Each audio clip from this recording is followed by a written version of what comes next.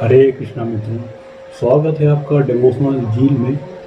और आज हम भगवान वासुदेव की कृपा से प्रारंभ करने जा रहे हैं भगवत गीता, जिसमें हमारा प्रयास यही रहेगा कि हम संपूर्ण भगवत गीता में कुल 18 अध्याय हैं और हर 18 अध्याय में हम क्रमवार अनुसार उनका अध्ययन करेंगे।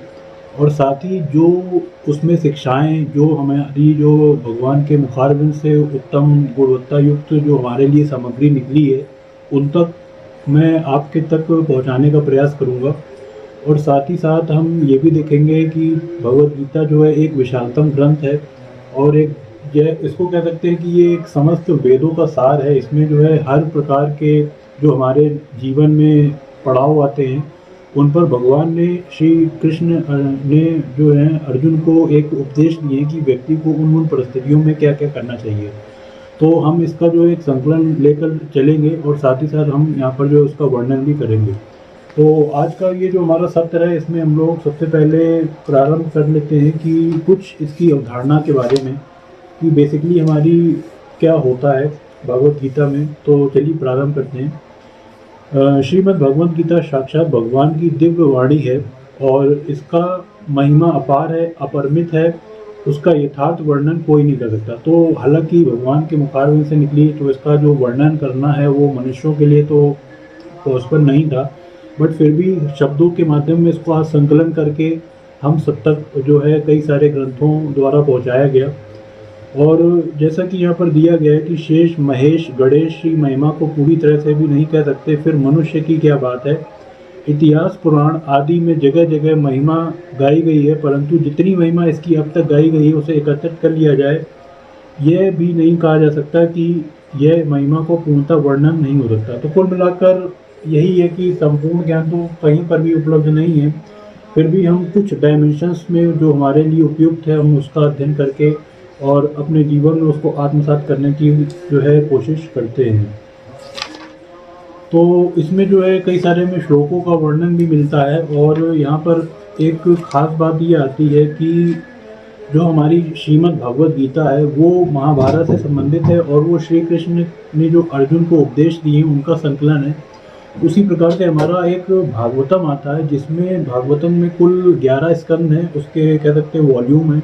उसमें भगवान श्री कृष्ण के बाल काल से लेकर के यौवन काल और उसके बाद के भी कार्यों का वर्णन उसमें किया गया है। तो आगे आने वाले समय में अगर वासुदेव की कृपा हुई तो हम उसको भी आप तक पहुंचाएंगे। और यहाँ पर जो है बेसिकली कर्म योग पर ज़्यादा प्रभाव दिया गया है। कर्म योग पर पूरी भगवत गीता में ज़्यादा उन्होंने कहा है कि जैसा कि कहा गया है कि कर्म करता ही रहना चाहिए और फल की इच्छा नहीं करनी चाहिए। तो इसके बारे में भी थोड़ा यहाँ देखने को मिल जाता है। और एक खास बात ये आती है कि संसार शरीर और संपूर्ण कर्मों में सूक्ष्म वासना और अहम भाव का सर्वथा त्याग करना चाहिए। तो इससे हमारा जो भाव निकलता है वो यही निकलता है कि संसार के संपूर्ण पदार्थ माया के कार्य होने से सर्वथा अनित्य हैं और सच्चिदानंद परमात्मा ही सर्वत्र स्वभाव पूर्ण से परिपूर्ण है। ऐसा दृढ़ निश्चय होकर शरीर रहित संसार के पदार्थों में संपूर्ण कर्मों में सूक्ष्म वासना का सर्वथा अभाव हो जाना ही अंतःकरण से है। तो कुल मिलाकर यहाँ पर ये कहा गया है कि बेसिकली जो हमें अपना ध्यान है वो भगवान श्री के चरणों में लगाना चाहिए और उससे हम जो है अपने अंदर जो अहम की भावना है उसको हम आसानी से समाप्त कर सकते हैं। उसके बाद यदि हम बात करें तो हमारा गीता में भक्ति की भी बात करी गई है। जैसे कि यहाँ पर दिया गया, गीता में भक्ति ज्ञान कर्म और विषयों का विषाद रूप से विवेचन भी किया गया है। सभी मार्गों पर चलने वाले यथेष्ट सामग्री भी हमें यहाँ पर जो है इसमें देखने को मिल जाती है। उसके बाद है सगुण निपुण की उपासना का तत्व। इसके बारे में भी कुछ यहाँ पर वर्णन दिया है। जैसे ऊपर ये बात करी गई है कि परमात्मा उपासना भेद दृष्टि से किया जाए तो अभेद दृष्टि से दोनों का फल एक ही होता है। तो कुल मिलाकर आपको भक्ति जैसे भी आपको समय मिले आप उसके अनुसार कर सकते हैं। और भगवान साकार रूप में दर्शन देते हैं और इस शरीर को छोड़ने के बाद उन्हें परम धाम को मिल जाता है और अभेद पूर्ण स्वयं ब्रह्मा रूप को हो जाता है। तो कुल मिलाकर यही पाया गया कि हम किस तरह से भगवान की प्राप्ति कर सकते हैं, उसका भी वर्णन जो है हमें यहाँ पर देखने को मिलता है।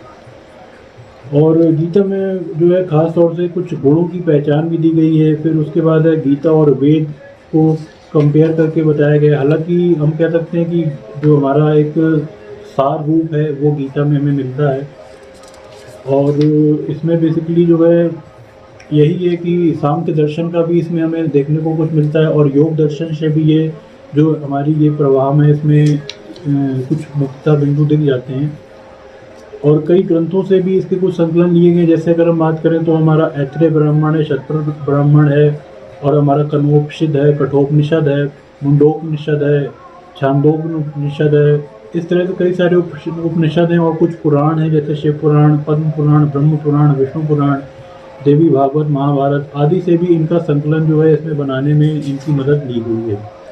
तो आज के इस सत्र को हम लोग यहीं पर समाप्त करते हैं, और नेक्स्ट जो हमारा सत्र होगा उसमें हम लोग प्रथम अध्याय के बारे में चर्चा करेंगे, जिसमें हम लोग देखेंगे कि किस तरीके से जो इसमें हमारा उपदेश दिया गया है कि आकाश से उत्पन्न मनोनीत विषाद का वर्णन किया गया, और इस प्रकार विषाद का संग मिल जाने पर सांसारिक भोगों में वैराग्य की भावना का कल्याण और अति और अग्रसर करने वाला होता है। तो इसलिए इसका नाम जो है अर्जुन विषाद योग रखा गया है। इसके बारे में हम लोग एक समग्र चर्चा आगे वाले सत्र में करेंगे। तो आप लोग खुश रहें, स्वस्थ रहें। हरे कृष्ण हरे राम।